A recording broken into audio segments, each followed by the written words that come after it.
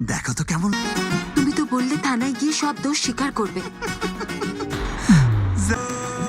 Hero সেজেই করবো। করেছো মন ঝট করে ফাতেমা, আমি তুলু মিয়া। দু চোখের ক্যামেরায়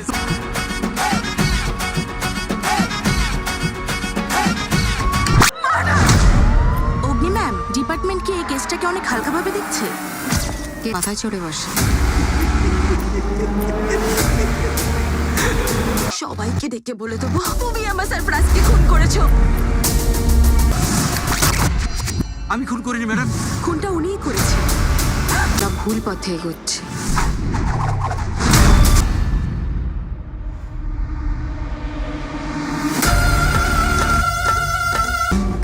একজন প্রেমিক কখনো এতগুলো খুন করতে পারে না। আমি তাহলে জিতেই গেলাম।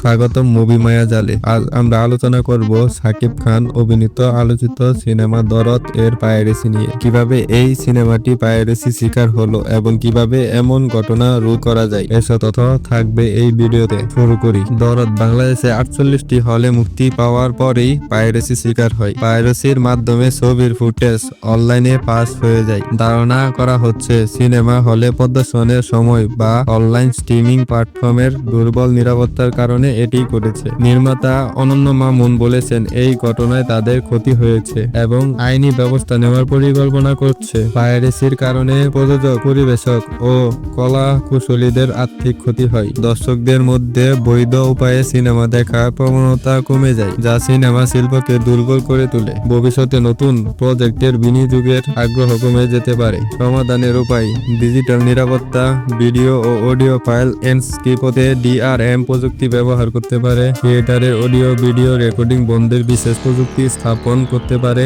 আইনি পদক্ষেপ নিতে পারে। পাইরেসি বন্ধে করা আইন প্রয়োগ করা। সাইবার অপরাধ বিভাগে অভিযোগ দায়ের করে অবৈধ সাইট ব্লক করা। দর্শকদের পাইরেসি ক্ষতির দিক সম্পর্কে জানানো। বৈধ OTT প্ল্যাটফর্ম থেকে সিনেমা দেখার জন্য উৎসাহিত করা। AI ভিত্তিক প্রযুক্তি দিয়ে পাইরেসি লিঙ্ক শনাক্ত করা ও ব্লক করা। সুরক্ষিত অনলাইনে পারফরমেন্স সিনেমা মুক্তি দেওয়া। পাইরেসি শুধু একটি সিনেমার ক্ষতি নয়, বরং পুরো শিল্পকে পিছিয়ে দেয়। তাই সবাইকে বৈধ উপায়ে সিনেমা দেখার জন্য উৎসাহিত করছি। এই বিষয়ে আপনার মতামত জানাবেন কমেন্টে। যদি ভিডিওটি ভালো লেগে থাকে লাইক দিন, শেয়ার করুন এবং চ্যানেলটি সাবস্ক্রাইব করতে ভুলবেন না। দেখা হবে পরবর্তী ভিডিওতে।